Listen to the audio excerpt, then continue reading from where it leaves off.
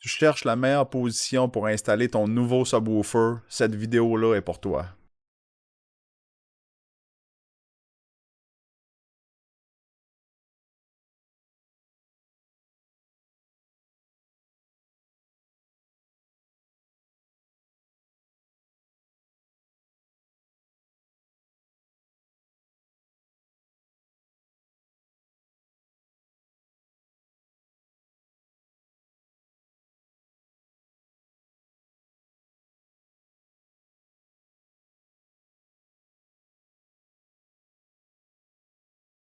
Salut tout le monde, je vous l'avais promis, c'est aujourd'hui que ça se passe, la vidéo sur le subcrawl. J'ai pas trouvé la traduction en français, on va dire le rampage de caisson d'extrême grave. Si ça sonne mieux pour vous, tant mieux, mais bon, on va utiliser le mot subwoofer pas mal aujourd'hui, puis je vais vous montrer comment que ça se fait dans l'ère moderne de trouver le bon emplacement de son subwoofer dans notre salle de cinéma maison, dans notre salle dédiée pour du Two Channel. Donc, j'ai mon caméraman aujourd'hui, je suis chanceux, il va me suivre. Je vais vous faire une petite présentation de la salle. Euh, Juste vous montrer les points forts, les points faibles. On va prendre des mesures, on va vous montrer du data pour vous montrer que c'est vraiment important de choisir le bon emplacement pour son sub avant même de penser à dépenser pour en acheter un deuxième, troisième, quatrième. C'est la première étape la plus cruciale, c'est vraiment de trouver le bon emplacement dans sa salle. Donc, ici, on a un salon, on est au sous-sol, c'est quand même assez grand.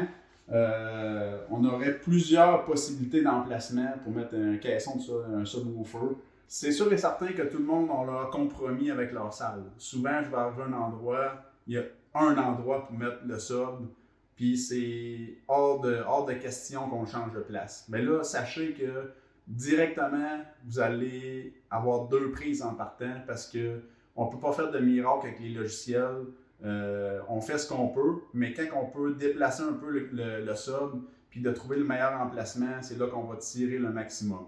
Fait que ici, on va regarder en avant. Souvent, ce qui est commun, c'est que les gens vont mettre un sub de chaque côté des haut-parleurs principaux, puis ça va faire leur affaire parce que esthétiquement, ils vont trouver ça beau. Ça va bien paraître, mais est-ce que c'est un coup sûr d'avoir toutes les fréquences? Non. Donc, souvent, on entend parler de mettre un sub dans les coins. Si on en regarde ici, de ce côté-là, ben, c'est une chambre principale où il y a des gens qui vont dormir à chaque soir. Donc, d'aller installer un gros sub dans le coin-là qui va prendre la place, c'est plus ou moins pertinent, même s'il y avait la meilleure réponse en fréquence. C'est peut-être pas le meilleur endroit pour mettre un sub. On va le mesurer quand même pour avoir du data.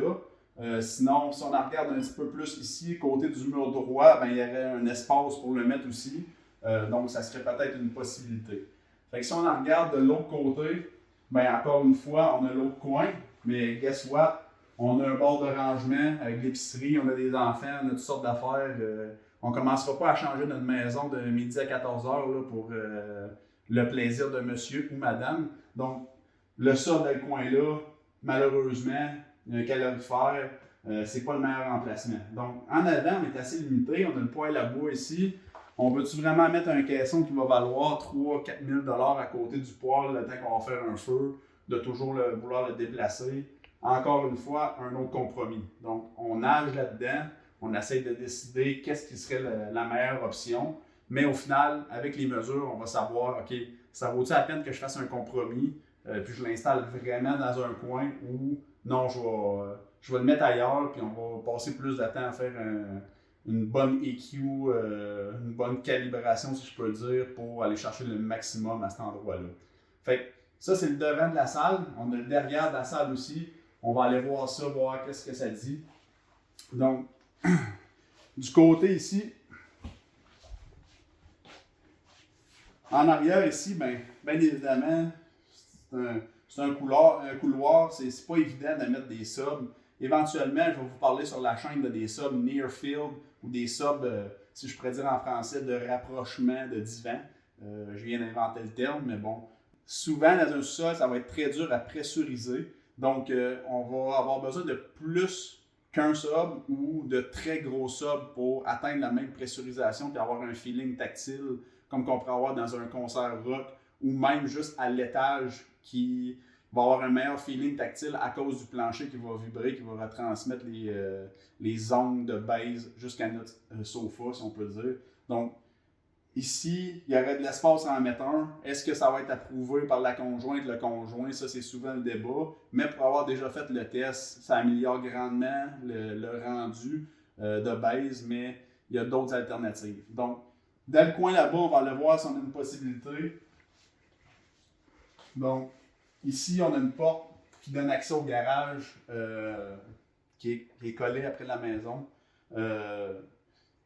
Techniquement, il y a une certaine partie avec la porte qui n'est pas utilisable, mais il y aurait un certain endroit ici qui serait utilisable, qui serait un peu une zone morte pour mettre un caisson de ça, mais est-ce que c'est un bon endroit? On va le découvrir ensemble, donc c'est chose qu'on va regarder.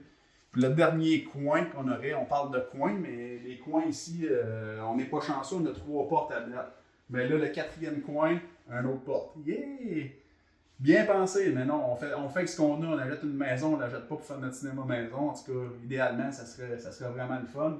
Mais bon, ici, c'est un accès pour aller sous le patio extérieur puis une salle de bain. Donc, assez important qu'on garde des accès. Mais on a quand même une pas pire emplacement en arrière ici, avec beaucoup d'espace pour mettre des subs. Reste à savoir si ça va être un bon endroit. Vous avez un indice, il y a un tape à terre. C'est du cinéma un peu arrangé, comme on peut dire, mais bon, on va voir avec les vraies lectures, on va pas se fier à nos oreilles, on va se fier aux lectures pour s'assurer que c'est un bon endroit de mettre nos subs.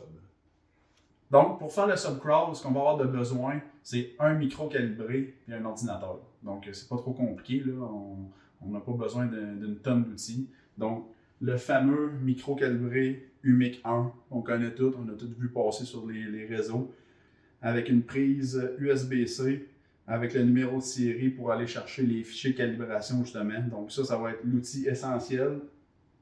Et un ordinateur pour exploiter le logiciel Roux pour prendre nos mesures, puis avoir des bonnes lectures claires, nettes et précises, que même si on ne comprend pas ce qu'on voit, on va pouvoir les partager sur les forums, les groupes Facebook, des calibreurs professionnels, si je peux le dire comme ça, qui vont pouvoir vous aider. Si vous envoyez une soumission à quelqu'un avec 7 résultats sur Roux de vos 7 emplacements de sub, puis vous ne savez pas c'est quelle la meilleure choisir, pour lui, ça va être un jeu d'enfant. Il va vous dire, bon, prends en avant à droite, à côté de ton haut-parleur, prends en arrière à gauche, à côté de ton surround XYZ.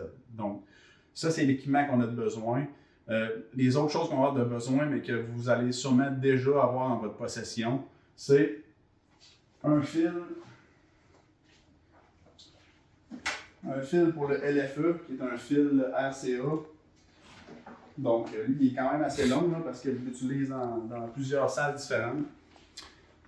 Puis l'autre chose que vous allez avoir de besoin, ben, c'est un subwoofer. Et là, j'ai trouvé une belle antiquité, un sub Mission. Pourquoi j'utilise ça? C'est-tu parce qu'ici, il n'y a pas d'autres subs qui sont meilleurs que ça? Non, parce que les autres subs sont extrêmement pesants. C'est lourd, on ne veut pas les briser, on ne veut pas endommager l'esthétique. Donc, l'idée que j'ai eue, c'était d'utiliser un vieux sub qui avait une bonne capacité avec un bon driver pour me donner une idée, savoir où placer mes gros subwoofers. Pourquoi j'utilise ça? C'est quoi cette méthode-là? De où ça vient? C'est-tu moi qui ai inventé ça? Non. Moi, j'écoute beaucoup de vidéos sur YouTube en anglais, comme je vous l'ai déjà dit dans le passé. C'est Home Theater Guru qui a sorti cette méthode-là. Est-ce que lui, il a appris de quelqu'un d'autre? Probablement. Donc, avant, on pouvait voir les gens marcher à 4 pattes par terre, mettre une séquence de subs, un ping noise qui va juste dans la région des subs, puis dire « Ah oui, ici, j'entends bien, là, c'est vraiment un bon spot. » Qui peut se fier à ses oreilles? Je ne sais pas. Moi, j'aime mieux me fier à un micro calibré avec une belle courbe de réponse. Donc, le principe est simple. On utilise un sub à l'emplacement d'écoute principale qu'on va positionner le mieux possible. J'ai mis mon boîtier avec mes fils dedans pour justement juste le relever un peu. Puis, idéalement, on voudrait être à peu près à l'axe d'écoute. Donc, on pourrait pousser un peu le divan pour le mettre vraiment plus précisément, mais à ce niveau-là, c'est pas la grosse précision qu'on cherche, c'est qu'on veut vraiment rechercher, y a-t-il un nul à l'endroit où on voudrait mettre notre sub, puis là, on se rend compte que finalement, c'est vraiment pas le bon emplacement. Donc, l'effet qu'on fait, c'est qu'on prend le sub, on le met à la position d'écoute. Donc, on inverse les rôles, on va prendre le micro, puis on va aller le positionner aux endroits potentiels des subs où on voudrait mettre notre sub. Où est-ce qui serait la best position pour mettre notre sub. Donc, c'est beaucoup moins compliqué de trimballer un micro partout dans la salle au complet, prendre plusieurs lectures, puis d'avoir le sub qui reproduit la fréquence pour voir si ça fonctionne bien, que de prendre son gros PB16 qui pèse je ne sais pas combien de livres, de le déplacer partout, de s'éreinter après ça, de risquer de l'endommager pour trouver l'emplacement initial. Un coup qu'on va avoir trouvé l'emplacement avec le micro, bien là, c'est certain qu'un coup qu'on va approcher le sub, on pourra essayer gauche-droite, en avant, en arrière, pour trouver exactement le point le plus précis, qu'on va avoir la meilleure réponse. Mais rapidement, pour faire le sub-crawl, on va seulement prendre des mesures avec le micro, un peu partout. Puis notre bon vieux caisson va nous faire le travail d'envoyer les basses fréquences, puis le taux va être joué. Vous voyez, j'ai un trépied. C'est un autre équipement que je n'ai pas mentionné, mais qui est assez essentiel pour la réussite de nos calibrations, que ce soit Odyssey, Anthem, tous les systèmes de room correction. C'est pas très cher sur Amazon, ça vaut vraiment la peine pour les ajustements quand on va prendre des lectures. Donc j'ai installé mon micro là-dessus à un endroit potentiel d'un sub. Donc on branche notre fil, on prend notre fil, on va aller le brancher à l'ordinateur, assez simple, un fil USB. Dans ce cas ici, je le rallonge. On est branché, notre micro va être prêt à prendre des lectures.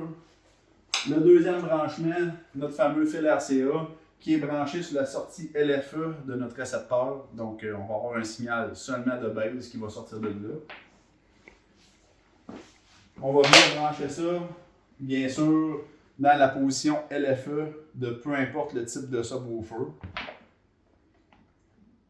On va s'assurer que le crossover du subwoofer va être au maximum pour nous donner toute sa gamme de fréquences.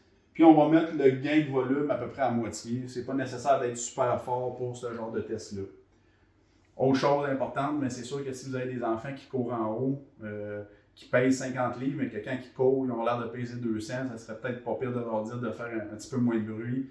Ça va améliorer les résultats. Ça, c'est certain. Ce qu'il nous reste à faire, c'est d'aller sur l'ordinateur et de commencer avec une première mesure pour voir qu'est-ce qui se passe à cet emplacement-là. Donc, je vais m'asseoir confortablement. Luc va filmer notre écran. Donc, on se trouve sur le fameux logiciel Roux. On s'en va dans nos préférences, s'assurer qu'on a les bons matériels de sélectionner. Donc, dans mon cas, j'utilise le UMIC 1, comme je vous disais, avec le driver ASIO for All, quelque chose que je pourrais vous expliquer dans mon vidéo future de Roux. Après ça, on va aller voir nos fichiers de calibration s'ils sont bien rentrés. Donc, présentement, on voit qu'ils ne sont pas là. On va aller les loader. Donc, on va utiliser la calibration à 90 degrés. Ça, c'est beau pour ça. Puis ici, on va s'assurer qu'on va sélectionner le canal 4 qui va envoyer un signal seulement dans le subwoofer. Donc ici, on va fermer ça. Donc un coup que ça c'est vérifié et c'est correct, si on peut faire un petit double check dans le contrôle ASIO, on peut fermer tout ce qui n'est pas nécessaire à l'utilisation audio qui va peut-être, qui pourrait causer des glitches. Un coup que ça c'est fait, on referme ça, on fait reload. Là, on devrait être en business. On va prendre notre première mesure. Donc, ici, c'est important de prendre des notes. Parce que si on prend des mesures et on n'a pas de notes, ça va être dur d'expliquer qu'est-ce qu'on veut. Donc, première mesure, point avant, droite. Assez simple. Après ça, la fréquence, j'ai mis 15 Hz. Même si mon vieux sub ne va pas être capable de reproduire vraiment cette fréquence-là à perfection, on commence le plus bas possible. Après ça, on va y aller jusqu'à 200 environ. Ça va limiter le temps. Puis, on va être efficace. Après ça, dans la longueur de sweep, si on peut dire comme ça, la longueur du test, on est à 10 secondes pour le test, qui va être amplement suffisant. On va juste s'assurer que notre level, notre niveau sonore sur notre récepteur cinéma maison est assez élevé. Donc, on clique sur Check Level.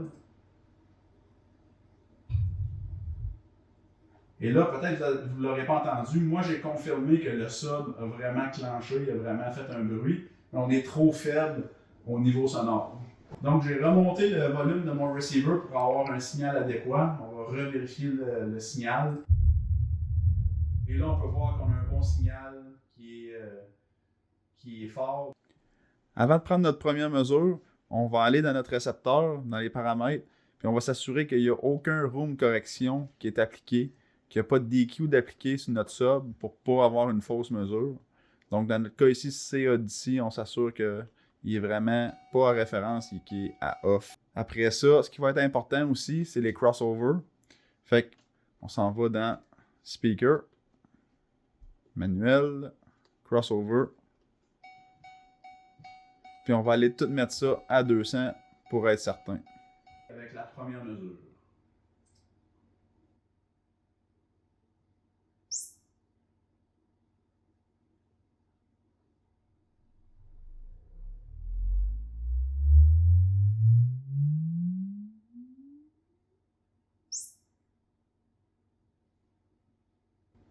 Donc, la première mesure est terminée. On va aller faire tout de suite, c'est qu'on va aller cliquer sur All SPL. Et ensuite, on va ajuster l'échelle avec une limite jusqu'à 120 Hz. Puis à gauche, on va pouvoir aller un petit peu plus haut. C'est pas nécessaire de partir de là. On va dire 20. Et voilà. Donc ça, présentement, ce qu'on voit, c'est le potentiel d'un sub qui serait positionné à l'avant-droit dans notre salle de cinéma maison. Je ne passerai pas en détail qu'est-ce qui est bon, qu'est-ce qui n'est pas bon. On garde ça en mémoire, puis on va tout de suite sauter à la deuxième mesure. La deuxième position, sans surprise, on va aller du côté gauche de notre front stage. La chose que je n'ai pas mentionnée tantôt, c'est que le micro, on va le mettre à peu près à la hauteur du milieu de notre sub qu'on va potentiellement mettre. Donc, c'est sûr que si on n'a pas acheté de sub encore, c'est un peu difficile. Donc, allez-y à peu près.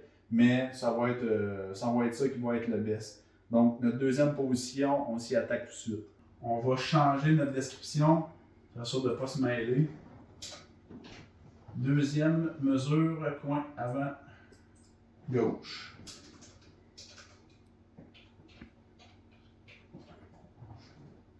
Donc là, on n'a pas assez d'espace pour écrire au complet. Si on veut vraiment avoir des notes précises, exemple qu'il y aurait avant-gauche, coin meuble de télévision, avant-gauche, coin porte de rangement. Donc on pourrait écrire plusieurs choses ici dans la zone de texte, donc comme on le désire.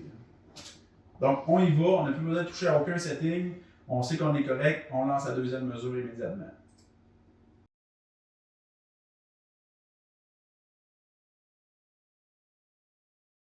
Et voilà, on voit déjà qu'il y a une différence. Donc, encore une fois, je ne vais pas vous expliquer directement ce qui se passe, mais ce qu'on peut voir, c'est que la première mesure est en rouge, la deuxième est en verte. On a bien identifié, on est prêt à aller prendre notre troisième mesure. Bon, tantôt, je vous ai dit que ça serait impossible de mettre un sub là. Pourquoi pas le mesurer pareil? C'est pas long, partir de là, aller jusque-là. D'un coup qu'un jour, ça serait condamné, on voudrait vraiment améliorer notre projet, suivre les conseils de tous les grands du domaine et de mettre un sub dans le coin. Donc, mon trépied est placé avec le micro pour ma troisième mesure. On s'en va essayer ça maintenant. Et voilà, c'est parti.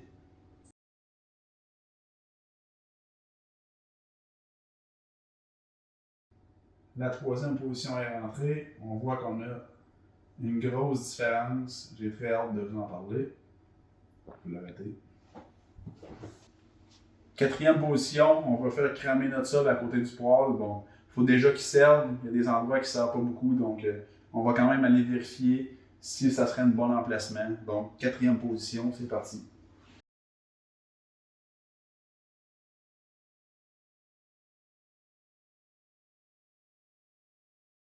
On essaye ça du côté droit du cinéma maison. Donc, un emplacement présentement qui n'a rien, qui serait parfaitement idéal pour mettre un très gros caisson.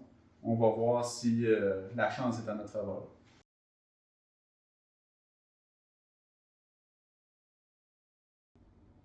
c'est le bleu. Donc, quand ça commence à être un peu embrouillé comme ça, on peut aller juste tout fermer les mesures en cliquant à droite de notre souris, Clear Sélection, puis aller sélectionner juste celles qu'on désire étudier. Donc, mettons la dernière, la 5e. Donc, on clique dessus. On peut aller les sélectionner manuellement, mais quand on est rendu avec une trentaine de mesures, c'est un petit truc comme ça. 6e mesure, un petit peu à gauche de notre première, avec le mur de droite, on va être capable de prendre 3 mesures parce qu'il y aurait 3 possibilités de location de sub. Donc, 2e mesure du côté droit, c'est parti.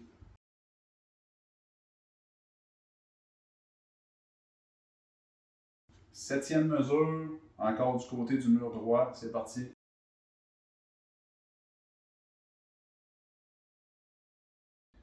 Donc, on est de retour à l'arrière du cinéma maison. On va faire la position 8, 9 et 10. Donc, 8 ici, 9 et 10. C'est parti. Et t'aimes ça travailler pour moi? Ben oui. On prend au moins une connerie par vidéo.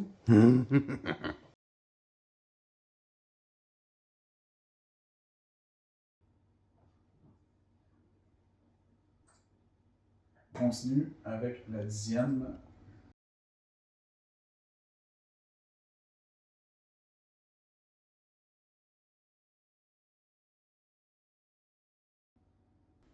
Donc, on est rendu à notre 12e et dernière mesure pour cette salle. Donc, on est à l'arrière gauche de la salle. On va essayer cette mesure-là et on va voir ce que ça donne.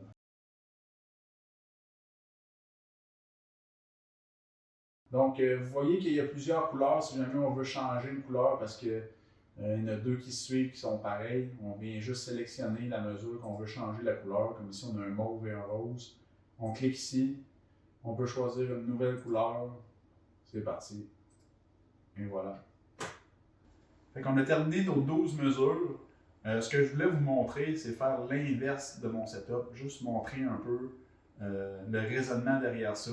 Donc, normalement, si on ne veut pas mettre un sub sur le divan, notre position d'écoute préférée, ou qu'on a déjà un gros sub très pesant, ça ne fit pas sur le divan, ben, la méthode qui serait utilisée, ça serait de prendre notre micro, de l'installer à notre position d'écoute, puis de faire jouer notre sub qui va être peu importe où il est, puis après ça le déplacer. On pourrait le mettre sur une serviette, sur le plancher pour le déplacer. L'autre option, ça serait d'utiliser un chariot ou un dolly comme ça pour mettre le sub dessus puis se déplacer dans la salle avec ton sub puis de prendre la lecture directement avec le micro à ton siège. Donc, ça serait une autre alternative, dépendamment de ce que vous préférez, puis de prendre plusieurs mesures à notre position d'écoute puis de là décider c'est quoi la meilleure position. Donc, juste pour vous montrer que ma méthode fonctionne en mettant le sub sur le divan, je vais prendre une dernière lecture pour comparer avec la première position que j'avais mis mon sub, mon micro. J'avais mis mon micro à l'avant droit. Donc, ce que j'ai fait, j'ai pris le sub. Je l'ai installé le plus près possible de l'endroit où j'avais pris ma première mesure. Donc, vous comprendrez qu'il va y avoir des petites différences. Mais ça va me donner une bonne idée que le système fonctionne, que la méthode fonctionne. Donc, on voit à l'écran, notre première mesure qu'on avait prise, ça ressemblait à ça. Là, on va prendre une mesure avec le setup inversé. Première, vraie sub. Et c'est parti.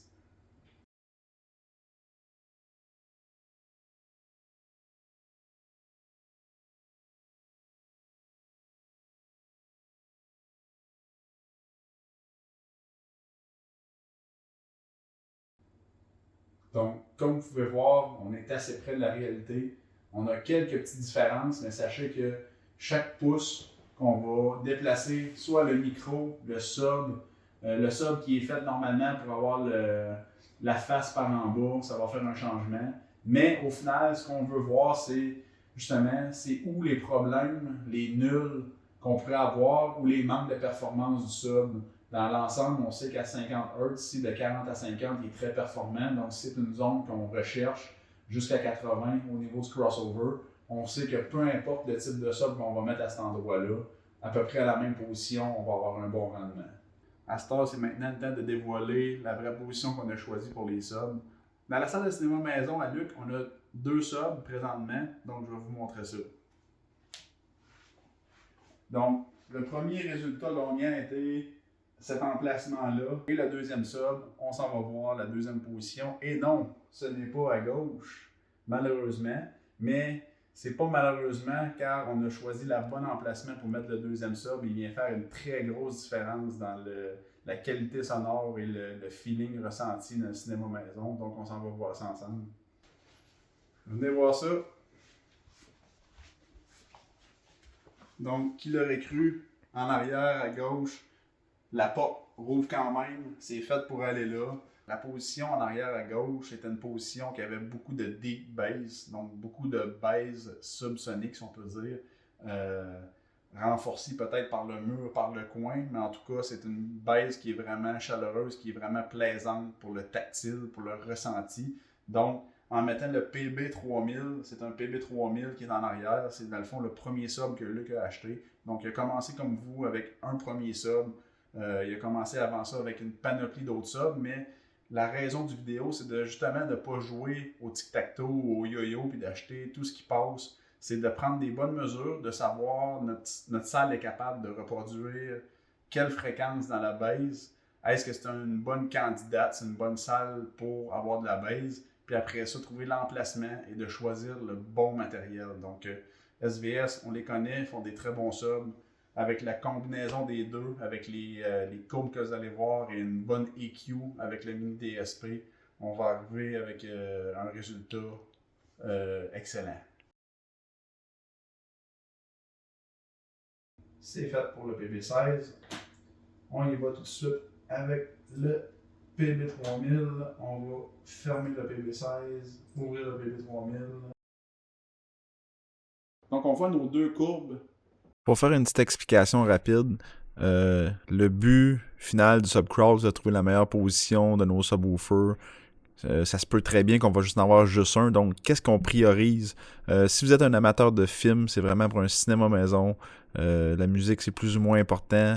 La plage qui va être très importante pour vous, ça va être sous le 50 Hz. OK, on s'entend bien que de 14 ou de 20 jusqu'à 120, on aimerait savoir une ligne bien droite au début, mais ça n'arrivera pas. Il va toujours avoir des petits vallons comme ça. Mais si vraiment pour les films, vous voulez avoir le maximum d'explosion, le maximum de ressenti, ça va être la plage sous le 50 Hz qui va être important. Ce qui va arriver, c'est que parfois on va acheter un sub qui va être un petit peu plus vieux, puis la technologie ne permet pas de descendre aussi bas. Donc il va se coucher dans le coin de 30, même des fois 40, même 50 Hz.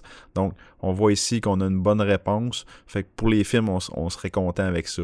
Pour la musique, ben c'est surtout le 50 Hz et plus. C'est pas pour rien qu'on achète certains subwoofers qui vont seulement faire du 50 Hz, c'est que ça a été pensé pour être vendu à des gens qui vont écouter de la musique et non pas du cinéma maison. Donc, est-ce qu'il y a de la bass dans de la musique sous 50 Hz? Oui, certainement. Va falloir rechercher. La musique hip-hop, il y en a beaucoup, mais il y a certains instruments qui vont descendre dans ces plages-là. Donc, au final, est-ce qu'on regarde juste pour une gamme de fréquences? Non, parce que là, on a parlé de cette gamme-là, on parle de 50. Après ça, qu'est-ce qu'il y a? Le 80 Hz. Qu'est-ce qu'il y a 80 Hz? Mais c'est le fameux crossover avec nos speakers principaux. Donc, on veut vraiment s'assurer ne pas avoir de dip dans cette zone-là, puis de vraiment d'avoir un surplus si possible pour après ça avoir une meilleure intégration avec nos speakers principaux. Donc, si on a juste un subwoofer, c'est certain qu'on va avoir des compromis à faire, mais c'est ça le but de l'exercice, de trouver le meilleur endroit dans la maison pour qu'est-ce qu'on cherche. La mauve qui est le PB16, la orange qui est le PB3000. Donc, on voit que les deux ont certaines forces, certaines faiblesses. Ce qui est le fun, c'est que les forces de un viennent combler les faiblesses de l'autre. C'est exactement ce qu'on cherche dans une salle. Donc, je vais vous montrer la somme des deux. Qu'est-ce que ça donne sans les Q, qui va être une somme qui est quand même tout à fait raisonnable, mais on va quand même aller à travailler pour présenter ça à Odyssey à la fin et d'avoir un bon résultat.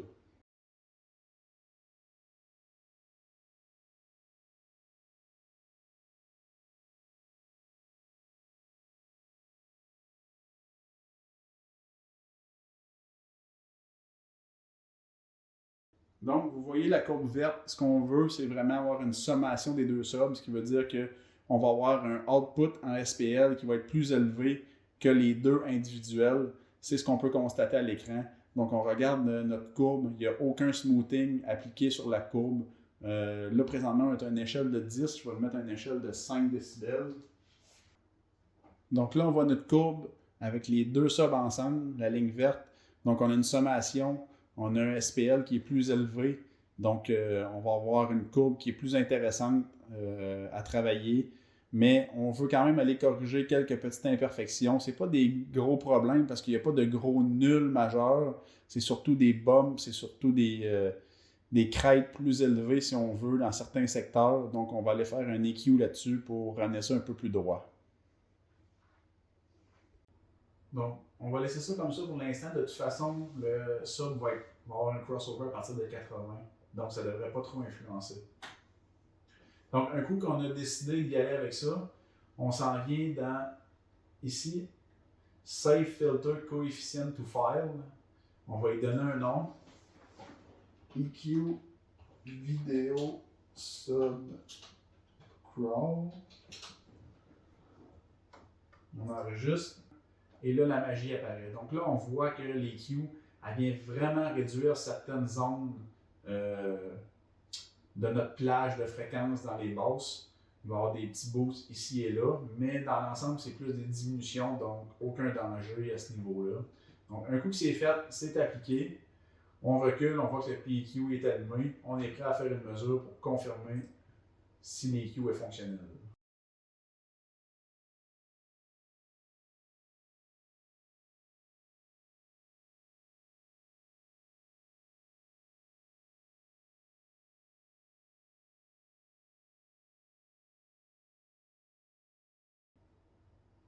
Juste pour bien faire, ils nous l'ont mis dans la même couleur, juste pour nous faire une petite montée de lait. Donc, la dernière mesure, on va aller mettre ça de nouveau rouge.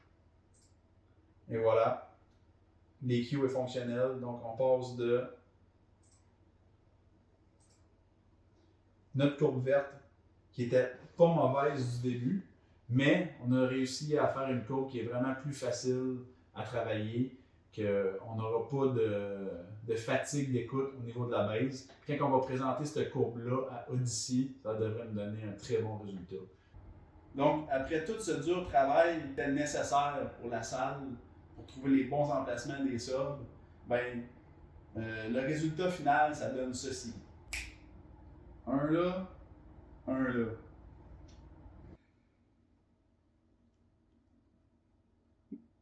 Elle a fait, tu filmes-tu ou tu poses? Ouais, je filme.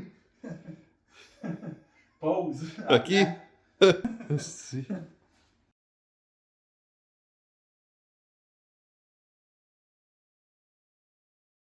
Abonne-toi à ma chaîne et like ma vidéo. Merci beaucoup.